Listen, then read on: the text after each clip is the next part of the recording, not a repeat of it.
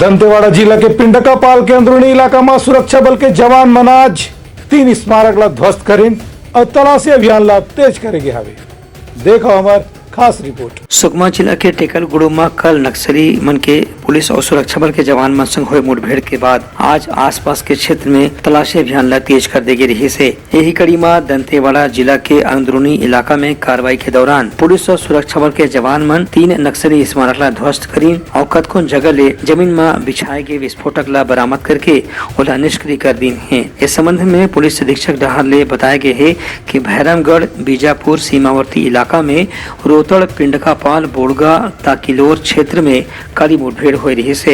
एक बाद आसपास के इलाके में तलाशी अभियान तेज कर दी गई रही से। नक्सली मन के मौजूद होने के सूचना मिले के बाद सुरक्षा बल के जवान मन पूरा इलाका ला घेराबंदी करके नक्सली मन ला पकड़े के प्रयास करी, लेकिन घना जंगल के फायदा उठा के नक्सली मन भाग खड़े हुए। हालांकि इस दौरान पुलिस और सुरक्षा बल के जवान मन नक्सली मन डहार ले बनाए गए 3 स्मारक ला ध्वस्त कर दे हवे। उन्हें कच्चा रास्ता में छिपा के लगाए गए विस्फोटक ला बरामद करेगे है और निष्क्रिय घलो करेगे है। एक बाद आसपास के इलाका में तलाशी ला तेज कर देगे है। ब्यूरो रिपोर्ट उतलंघा न्यूज।